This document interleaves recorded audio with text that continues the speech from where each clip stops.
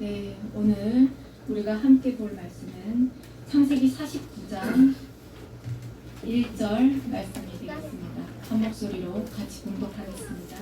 야곱이 그 아들들을 불러 이르되 너희는 모이라. 너희가 후일에 당할 일을 내가 너희에게 이르리라. 아멘.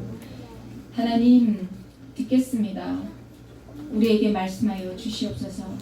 우리의 복잡한 마음과 우리의 근심 걱정을 십자가 아래 다 내려놓게 하시고 온전히 하나님 말씀에 귀 기울일 수 있는 은혜를 허락하여 주시옵소서. 아멘. 예수님의 이름으로 기도드립니다. 아멘. 오늘 창세기 마지막 날입니다. 저희가 창세기 2월부터 시작해서 장장 6개월을 달려왔습니다. 오늘이 마지막 날인데 하나님께서 과연 이 날을 통해서 저와 여러분에게 어떤 메시지를 주시려고 하시는지 정말 기대가 되고 또 소망이 되는 그런 자리인 것 같습니다. 아멘. 그래서 설레는 마음으로 같이 말씀의 자리로 나가길 원합니다. 자, 야곱이 이제 자기가 할 날이 많지 않음을 보고 아들들을 불러 모읍니다. 그리고 유언을 하는데 당시 야곱이 했던 이 예언은 미래적인 예언이죠. 우리가 다 알고 있습니다. 자, 역사적으로 일어날 12부족의 초기 모습이었고요. 우리가 앞으로 보게 될 약속의 땅으로 들어간 이스라엘의 가나안 정착기, 또 사사기 시대, 그리고 다윗 시대를 반영하는 그런 예언을 했습니다. 이 예언은 하나님께서 아브라함에게 하셨던 그 약속이 어떻게 미래에 성취되는지 그런 것을 보여주는 예언이었습니다. 그런데 오늘 우리가 볼 야곱의 마지막 말은 사실 이렇게 보면 그 예언이라고 했을 때 자녀들에게 하는 예언이기 때문에 인간의 마음으로 봤을 때는 네가 이렇게 잘 될 것이다. 앞으로 네가 이렇게 잘 되길 바란다. 이런 얘기를 해야 되는데 야곱의 그 예언을 보면 축복도 나오지만 그 속에는 저주도 나오고 또 하나님을 찬양하고 또 때로는 어떤 아들은 책망도 하고 그런 다양한 예언이 나오고 있음을 볼 수가 있습니다. 또 역사적 사건과 지리적 특성들도 언급되는 그런 예언을 하고 있는 것을 볼 수가 있어요. 그러니까 야곱이 하는 예언은 한 인간의 그런 유언인 것이 아니라 하나님께서 그 입술을 들어서 어떻게 앞으로 이 이스라엘이라는 나라를 세워가실 것인지 그것을 지금 그 입술을 통로로 하나님께서 하시는 그 말씀이라고 보시면 됩니다. 자, 보겠습니다. 먼저 맏아들 르우벤에 대한 유언을 지금 야곱이 시작합니다. 먼저 그가 장자로서 아버지에게 어떤 존재인지 먼저 말해주죠. 자, 그 예언을 보니까 너는 내 장자여, 내 능력이여, 내 기력의 시작이라. 위풍이 월등하고 권능이 탁월하다. 장자로서의 권위, 영예, 위엄, 힘, 능력 이런 것들을 지금 다 내포하여서 루벤에게 얘기를 하고 있죠. 그런데 그는 그의 한 아들로서의 모든 권한은 가진 것이지만 장자의 권리는 갖지 못합니다. 야곱은 루벤에게 이 모든 자격을 이 자리에서 박탈해버립니다. 왜 그가 이렇게 화가 났을까? 맏아들인데. 창세기 35장 16절 이하에 보면 이런 내용이 나옵니다. 라헬이 둘째 아들 베냐민을 길에서 이렇게 해산을 하다가 그 난산으로 인해서 라헬이 죽습니다. 그런데 이미 야곱은 어머니의 그 유모를 잃은 그 아픔이 있는 그 상황이었어요. 그런데 그 아내들을 하나님께서 4명이나 그 여성들까지 다 아내로 삼게 하신 그런 축복을 주셨지만 그 야곱에게 있어서 라헬은 특별한 존재였어요. 너무너무 사랑하는 존재였습니다. 그런데 그 라헬이 그렇게 사랑하던 여인이 아들을 낳다가 죽었단 말이에요. 그러니까 그 슬픔이 얼마나 정말 사무쳤겠습니까? 그 마음에 헤아릴 수 없는 그 지금 슬픔 속에 있는데 그런데 이 장자라는 아들 루벤은 아버지의 그 고통에 동참하는 것이 아니라 그 라헬의 요정, 심지어 그 라헬의 요정 빌하와 간통하는 죄를 저지르는 우리가 이 사건을 봤을 때 그냥 왕성한 한 남자가 한 여인을 탐하였구나 이렇게 생각할 수도 있지만 우리가 앞으로 레위기도 볼 것이고 앞으로 그 율법들을 쭉 볼 때 아버지의 여인을 탐하는 그 아들은 폐륜을 뛰어넘어서 하나님 앞에 용서받지 못할 그 죄악임을 보고 있습니다. 지금 야곱이 어떻습니까? 유언을 하는 이 자리에서 그 루벤을 장자권을 박탈시키는 겁니다. 너는 물의 끓음 같았은즉 너는 탁월하지 못하리니 내가 아버지의 침상에 올라 더럽혔음이로다. 그가 내 침상에 올랐었도다. 그때 감정을 폭발하고 있는 겁니다. 자, 이 예언이 어떻게 루벤에게 이루어졌을까요? 루벤 지파가 가나안 정착 이후에 장자의 후손으로서의 그 탁월성과 지도력을 상실합니다. 그걸 누가 봤습니까? 유다 지파가 봤습니다. 자, 이어서 시므온과 레위에 대한 야곱의 예언이 시작됩니다. 시므온과 레위는 형제여 그들의 칼은 폭력의 도구로다. 내 호나 그들의 모의에 상관하지 말지어다. 내 영광아 그들의 집회에 참여하지 말지어다. 그들이 그들의 분노대로 사람을 죽이고 그들의 혈기대로 소의 발목 힘줄을 끊었음이로다. 그 잔인함을 지금 얘기하고 있습니다. 폭로하고 있습니다. 이 말씀을 보려면 또 창세기 34장에 가서 봐야 되는데 자, 야곱의 12아들이 있지만 정말 귀하고도 귀한 딸이 하나 있습니다. 그런데 그 디나가 세겜 추장에게 강간당하고 치욕당하는 욕보이는 정말 참을 수 없는 그런 일이 일어났어요. 그리고 이 사건이 일어날 때 야곱의 12아들은 어디가 있었습니까? 멀리 방목하러 나가 있었습니다. 그래서 그 아들들이 혹여라도 피해를 입을까봐 그때도 야곱은 침묵합니다. 내 딸의 그 아픔이지만 당장 일어나서 달려가서 그 세겜 추장에게 어떻게 내 딸에게 이럴 수 있냐고 항의한 것이 아니라 야곱의 힘이 부족한 것도 있었지만 참습니다. 아무 말도 안 합니다. 그런데 이 일로 디나의 오빠들이 화가 나죠. 하나님께서는 우리에게 어떠한 시험을 주시는 분이 아니십니다. 우리의 그 들끓는 열정과 때로는 끓어오르는 그 분노로 인해서 우리가 파는 수월들이죠. 그렇지만 하나님은 그것마저도 선하게 쓰시는 분이심을 여러분이 믿으시길 바랍니다. 이 일도 마찬가지입니다. 디나의 오빠들이 분노했습니다. 그래서 세겜에 가서 그 할례라는 그 조건을 내걸고 그 당시에 세겜의 모든 남자들을 도륙합니다. 이 잔인했다고 얘기하는 그 이유는 할례라는 이 명목을 들어서 그들을 쳤음에도 불구하고 또 오늘 말씀에도 나오지만 소의 발목 힘줄을 끊었대요. 이거는 정말 잔인한 짓입니다. 발목 힘줄을 끊었다는 것은 일어나서 풀을 뜯지 못하니까 어떻게 되겠습니까? 누워서 말라 죽이는 겁니다. 얼마나 잔인합니까? 그냥 칼로 박은 것보다도 더 잔인한 이런 일들을 행했다는 거죠. 그래서 야곱이 이럽니다. 그 노여움이 혹독하니 저주를 받을 것이다. 이렇게 얘기합니다. 분기가 맹렬하니 저주를 받을 것이라 내가 그들을 야곱 중에서 나누며 이스라엘 중에서 흩트리로다. 이렇게 얘기합니다. 그래서 어떻게 됐을까요? 이 예언은 어떻게 성취되었을까요? 실제로 가나안 정착 이후에 시므온 지파는 유다 지파에 흡수되고 레위 지파는 땅을 상속받지 못하는 그렇지만 그렇게 다른 지파들이 흩어서 살지만 앞으로 우리가 볼 말씀들이 있지만 이 레위 지파가 하나님께서 가장 분노하시는 그때 금송아지 사건이 있을 때 여호와의 마음을 시원케 해드리는 그런 일로 인해서 아주 하나님께서 들어 사용하시는 그런 지파로 남게 됩니다. 그래서 여러분 우리가 하나님 앞에 분노를 샀을지라도 우리가 구해야 되는 것은 하나님께서 기뻐하시는 일이 무엇인지 늘 묵상하고 하나님께서 시원해 하실 그 일들에 동참할 때 하나님께서 우리를 버리지 않으시고 끝끝내 승리케 하신다는 거죠. 자, 이어서 유다에 대한 예언입니다. 유다는 앞서 나오는 루벤, 시므온, 레위 이 이 아들들이 첫째, 둘째, 셋째 아들이지 않습니까? 이렇게 나오는데 이 아들들과는 달리 아버지로부터 칭찬을 받는 아들입니다. 그러면 유다는 잘못이 없는 사람이었을까요? 아닙니다.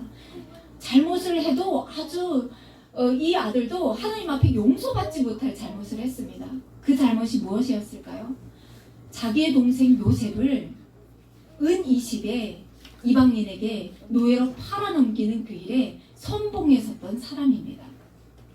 그리고 또 어떻게 했습니까? 아버지가 정말 그 요셉을 생각하며 내가 수월에 가야 그 아들을 만나겠구나, 그 아들 때문에 비통해할 때, 그럴 때 오히려 그 아버지에게 자기 잘못을 고백하고 아버지 나를 죽이소서, 내가 죄인입니다, 이렇게 고백한 것이 아니라 오히려 집을 뛰쳐나가서 이방 여인을 맞이하고, 그리고 하나님 앞에서 정말 두들겨 얻어맞을 때까지도 알아채지 못했던 그런 아주 연약한 자라는 거죠.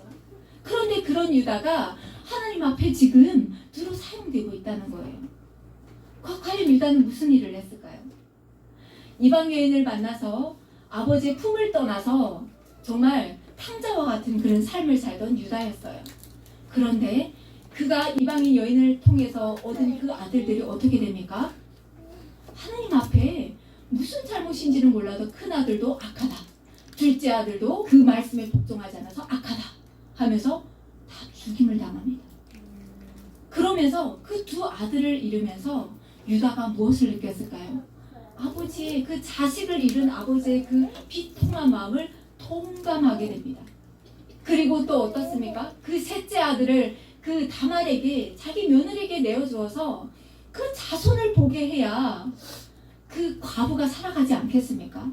그렇지만 그 여인 때문에 우리 아들들이 다 죽은 것 마냥 잘못 생각하는 그 유다에게, 아들의 셋째 아들을 내어주지 않은 그 유다에게 하나님은 이 다말이라는 여인을 들어서 네 죄악이 얼마나 큰지를 알라 하면서 며느리를 통해서 손자도 자식도 아닌 그런 두 아들을, 쌍둥이 아들을 얻습니다. 그러면서 유다가 자기의 죄악을 하나님 앞에 통감하면서 아버지께로 돌아옵니다. 돌아온 탕자가 된 거죠. 그래서 돌아온 그 유다에게 그때부터 야곱과 함께 협력하고 동역하면서 아버지가 그 인간의 육신으로 놓지 못하는 그 모든 것들에 있어서 유다가 자기의 생명을 걸고 아버지와 함께 말씀의 자리로 나가기 시작합니다. 그래서 어찌 보면 하나님의 마음을 가장 잘 알고 아버지의 마음을 가장 이해를 잘 아는 그런 아들로 거듭나서, 그래서 하나님께서 유다를 이렇게 축복해 주시는 겁니다. 하나님께서는 이 네 아들의 그 예언을 통해서도 우리에게 하시는 말씀이 있습니다. 무엇이냐면요, 하나님을 똑바로 제발 알아라, 이 말씀을 하고 있는 것입니다. 오늘날 하나님께서 우리와 함께 호흡하길 원하시고 함께 관계를 맺어가길 원하시는데 과연 하나님은 무엇을 원하고 무엇을 기뻐하실까, 이런 것들을 지금 앞에 나오는 세 아들의 유언과 그리고 잘못을 저질렀지만 하나님 앞에 다시 돌아온 그 유다를 통해서 하나님께서 오늘도 우리에게도 말씀하시는 줄 믿습니다. 자, 그렇게 유다는 형제들의 찬송이 될 것이라고 축복합니다.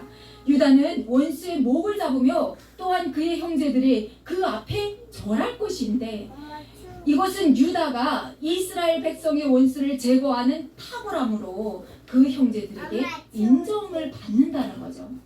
이 예언대로 유다 지파는 광야와 가나안 정복에 있어서 선봉에 늘 섰고요.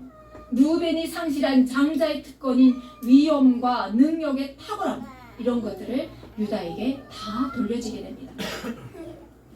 유다는 사자 새끼로 움킨 것을 찢고 올라갔다고 하고요.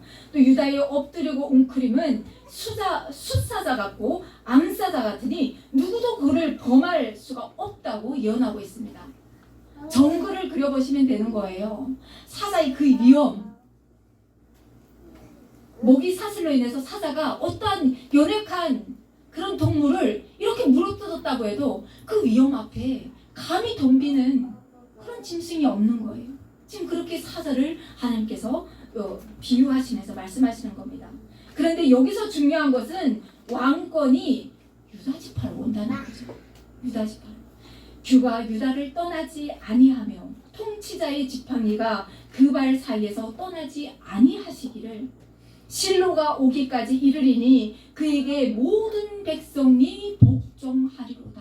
이 말씀을 하시는 겁니다.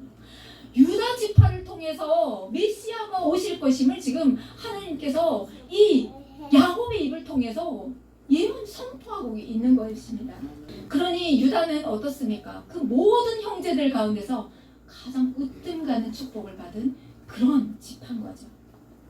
자, 이어서 또 다른 형제들에 관한 예언도 계속됩니다. 13절에 보니까 스불론에 대해서 예언하고 있는데 그는 자손이 바닷가의 땅을 기업으로 가질 것과 여기서 바다라고 하면 그 시돈이지 않습니까? 그래서 보면 그가 상급 도시 국가로서 무역을 하는 거죠. 그래서 그 무역을 하는데 유리와 상아와 금, 은 다 바닷가를 통해서 이렇게 통용되는 그 상업가로 이 사람들은 살 것이고 무역하는 자들이 된다는 것을 지금 예언하고 있습니다. 그리고 야곱은 이사갈에 대해서도 예언하는데 그가 비옥한 땅에 거주하게 되지만 가나안 사람들의 노예가 될 것임을 예언하고 있습니다. 양의 우리 사이에 끌어앉은 건강한 낙이라는 말은 무엇인가? 건강하고 정말 힘이 세요. 그런데 그 자리에 안주하고 있는 겁니다. 여러분 안주하고 있습니까? 안주하지 마십시오. 하나님 안에서 꿈을 꾸시고 하나님 안에서 비상하십시오. 그게 우리를 창조하신 목적입니다. 단에 대해서 보겠습니다. 이스라엘의 한 지파같이 그의 백성을 심판한다고 예언하고 있습니다. 말씀에 근거해서 볼 때 단은 야곱이 사랑하였던 라헬의 여종을 통하여 낳은 아들입니다.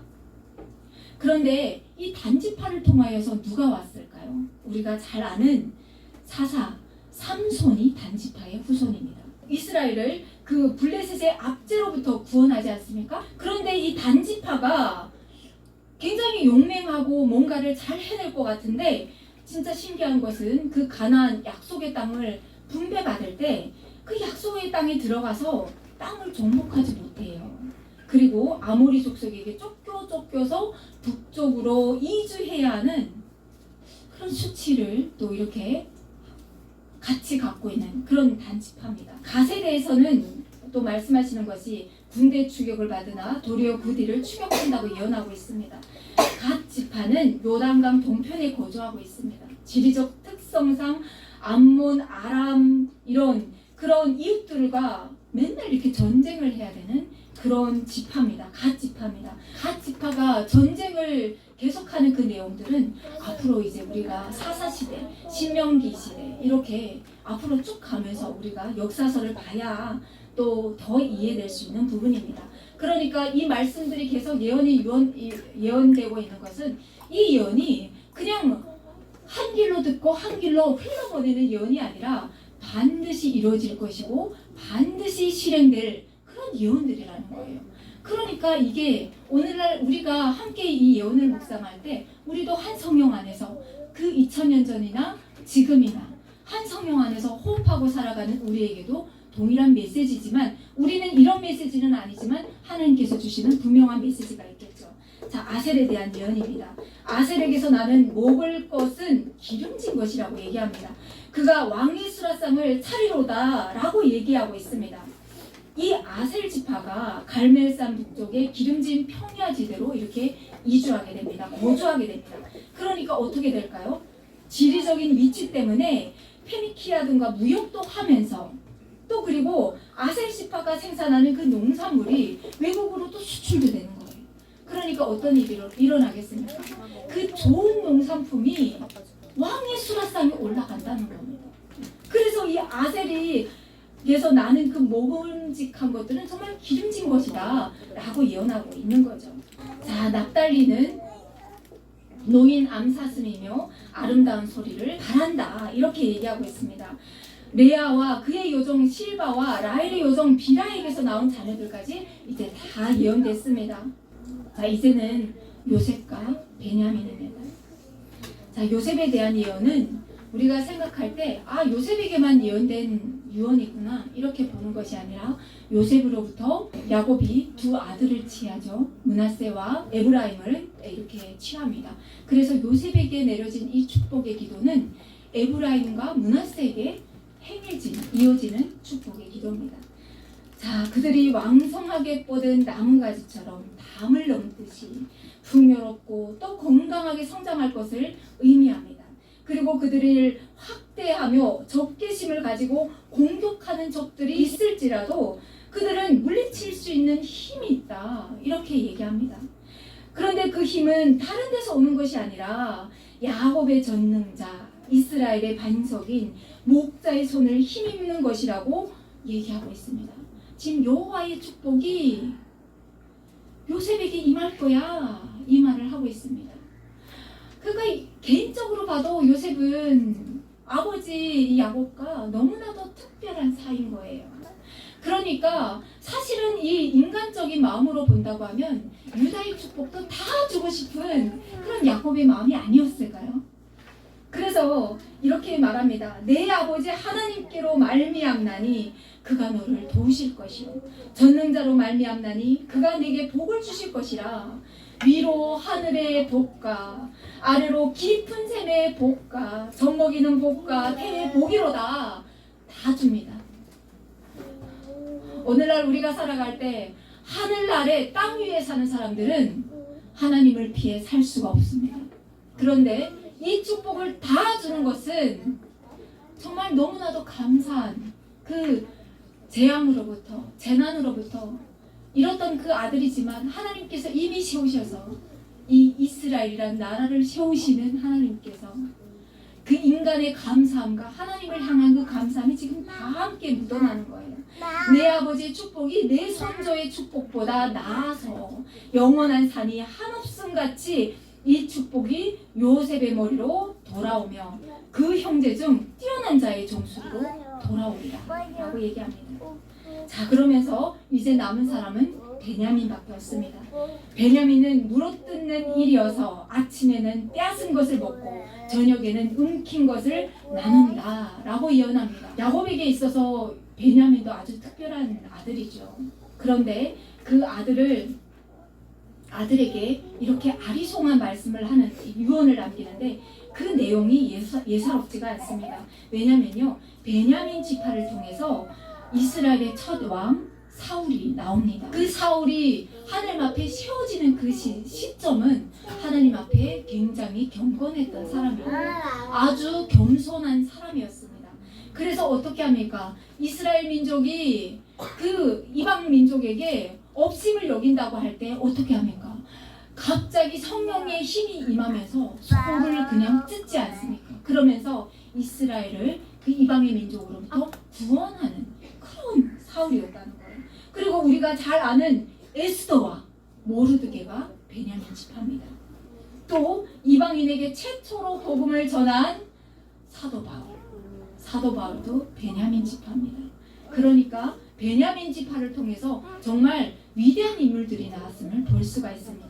그러니까 베냐민은 물어뜯는 일이어서 라는 말씀은 이방으로부터 그들과 싸워서 그것을 쟁취해서 누구하고 나눈다고요?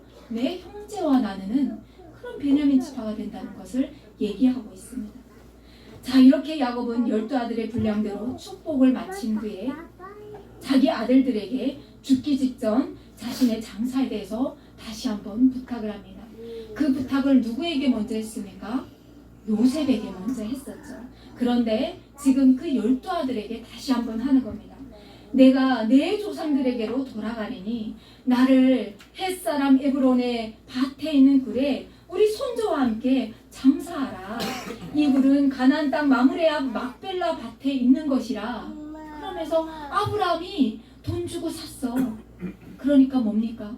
그 약속의 땅에 나를 묻어라. 이 얘기를 지금 부탁하고 있는 것입니다. 자신을 조상들이 묻혀있는 그곳에 묻어야 한다는 것과 왜 그래야 하는 것인지 그것을 분명하게 지금 상속에 대해서 얘기하고 있는 겁니다. 정체성을 확실하게 강조한다고 볼 수 있죠. 자, 요셉이 아버지 얼굴에 굽으려서 울면서 입을 맞춥니다. 무슨 뜻일까요? 야곱이 숨을 거두었습니다. 그래서 요셉이 얼마나 아버지의 죽음을 슬퍼했는지 성경은 이 한 단락 가지고 지금 내포하에서 지금 보여주고 있는 겁니다. 그리고 또한 무엇입니까? 야곱의 눈을 요셉이 직접 감길 것이라고 하셨던 이 말씀이 지금 성취됨을 보여주고 있습니다. 하나님의 말씀은 신실하게 응답되고 이루어간다는 것을 말씀하고 계십니다. 자, 요셉이 자기 아버지의 몸을 이렇게 향 처리를 합니다. 그 기간이 무려 40일 동안 지속됩니다. 그 향 처리를 한다는 것은 애굽인들의 그 장례 풍습을 따라한 것이 아니라 아버지의 시신을 이제 가나안으로 옮겨야 됩니다. 그렇지 않습니까? 하루 이틀만 지나도 우리의 시신은 생명이 있을 때만, 이것이 생기가 있을 때, 우리의 호흡이 있을 때 썩어 문드러지지 않지. 우리 호흡이 떠나면 바로 부패가 되고 물이 흐르고 문드러지는 아주 신비의 세계인 거예요. 자, 그렇게 야곱이 시신이 썩지 않게 처리하고 있는 것을 이렇게 볼 수가 있는데, 지금 미라로 만드는 것이 아니라 지금 썩지 않게 옮길 수 있는 그 상황을 만드느라고 지금 하고 있습니다. 자, 그리고 애굽 사람들은 이 야곱의 죽음을 70일 동안 곡을 하면서 장례를 하고 있는 겁니다. 이 곡하는 기간이 지나니까 모든 장례 절차가 마친 거죠. 자, 요셉이 바로의 궁에 가서 말합니다. 내가 너희에게 은혜를 입었으면 원하건대 바로에게 아뢰기를, 우리 아버지가 나로 맹세하게 하여 이르되 내가 죽거든 가나안 땅에 장사하라고 했다. 그러니까 너희가 나에게 은혜를 입었거든 나로 하여금 가서 장사하게 하라. 내가 애굽에 와서 한 일들이 엄청 많잖아. 그것을 기억하거든 내 아버지를 가나안으로 장사할 수 있도록 움직이게 해달라는 거죠. 그러면서 아버지를 장사하게 하소서, 내가 다시 오겠습니다. 이 얘기를 하는 겁니다. 뭐 방해할 이유가 없겠죠. 그래서 가축들과 아이들은 남기고, 그리고 애굽의 관리들과, 그리고 또 누굽니까? 제사장들도 다 함께 나서서 야곱의 장례를 그 가나안 땅에 가서 치르는 겁니다. 하나님을 여러분 한번 묵상해 보십시오. 이 비참한 야곱을, 한 인간에 불과한 야곱을 하나님께서 어떻게 들어서 높이시는지, 그 거대한 애굽이 야곱의 한 사람의 이 죽음을 애도하면서 지금 함께 장례 절차에 나서는 겁니다. 하나님 앞에 있을 때 우리가 이렇게 하나님께서 우리를 높이시고 하나님께서 우리를 저 하늘의 별처럼 빛나게 할 줄 믿습니다. 자, 이제는 장례도 다 마치고 돌아왔어요. 그런데 형들이 너무너무 무서운 거예요. 왜냐하면 아버지가 있으니까 이 요셉이 자기들을 함부로 하지 못했다고 생각을 한 겁니다. 그런데 아버지가 죽고 나니까 그 방패막이 없으니까 두려운 거예요. 요셉은 막강한 애굽의 제2 권력자입니다. 형들이 자기에게 했던 그 수치와 그 고난과 시련, 견뎌야 했던 그 감옥에서의, 빛도 안 들어오는 그 감옥에서의 그 시간들을 요셉이 화를 갚자고 하면 능히 갚을 수 있는 그런 자리인 거예요. 그래서 너무너무 무서운 거예요. 그래서 형들이 꾀를 내기 시작합니다. 우리는 당신의 종들이니이다. 감히 가지 못해서 사람을 시켜서 말합니다. 그러면서 또 뭐라고 합니까? 당신의 아버지가 돌아가시기 전에 명령하셨습니다. 그러면서 너희는 이같이 요셉에게 이르라. 내 형들이 내게 악한 일을 행하였을지라도 이제 바라건대 그들의 허물을, 그 죄를 용서하라. 이렇게 얘기했다 하면서 보냅니다. 야곱이 그랬을까요? 성경 어디에도 나오지 않습니다. 사람의 두려움인 겁니다. 사람의 두려움. 그러면서 그래도 너무나도 안심이 안 놓이니까 그 요셉에게 가서 또다시 엎드려서 우리는 당신들의 종입니다 라고 얘기하는 거예요. 요셉이 너무나도 막 아픈 거예요. 무엇입니까? 요셉은 이 땅에 보내신 분이 누구신지 아는 사람인 거예요. 당신들이 나를 죽이려고 하고 나를 팔았지만 하나님께서 악을 선으로 바꾸사 이스라엘의 그 나라를 크게 하기 위해서 나를 하나님의 그 큰 길에 쓰는 통로로 쓰셨다는 것을 지금 요셉은 알고 있는 거예요.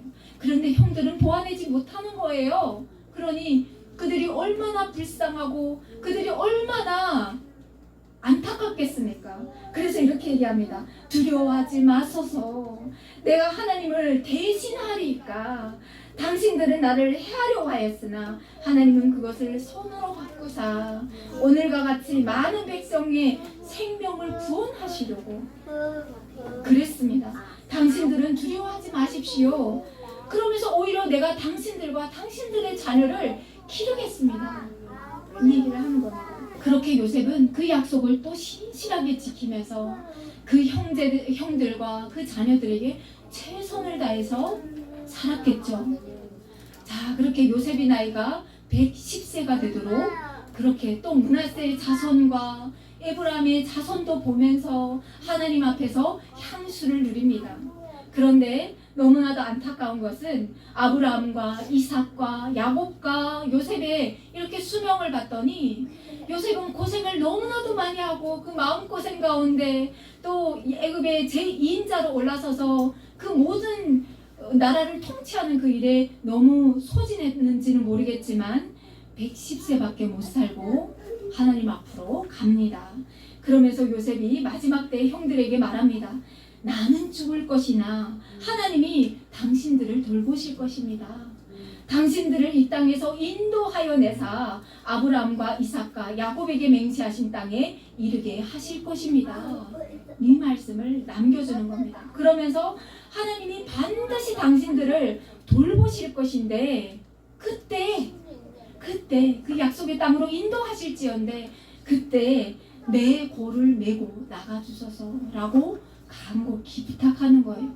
나도 그 약속의 땅에 있겠습니다. 이 얘기를 하는 겁니다.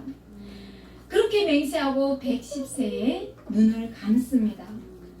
자, 이렇게 요셉의 죽음까지 창세기는 이렇게 막을 내립니다. 그런데 여러분 오늘 이렇게 들으면서 어떤 생각이 드셨습니까? 하나님의 말씀은 신실하게 응답되십니다. 그러면서 하나님께서는 말씀하시는 겁니다. 내가 이 세상을 통치하고 있노라고. 내가 너희를 불꽃 같은 눈동자로 보고 있노라고 말씀하고 계시는 겁니다. 그래서 하늘 아래 땅 위에서 사는 모든 존재들이 가장 지혜로운 것은 무엇일까요? 진리 앞에 서는 겁니다. 진리 앞에 서서 말씀 앞에 서서 하나님께서 그 독생자 예수를 십자가에 못 박을 수밖에 없었던 그 아버지의 처절한 마음을 이해하기를 바라시는 겁니다. 그래서 예수 그리스도를 믿는 자마다 멸망하지 않고 영생을 얻게 하려 하심이라고 말씀하셨습니다. 그래서 하나님 앞에 나온 사랑하는 하나님의 자녀들이 그 십자가로 말미암아 죽지 않고 수월에 내려가는 것이 아니라 하나님과 함께 영원히 살기를 바라시는 그 아버지의 마음을 창세기에 담고 있습니다. 한 주를 살아갈 때도 예수님을 묵상하면서 승리하는 여러분들이 되시길 소망합니다. 기도하겠습니다.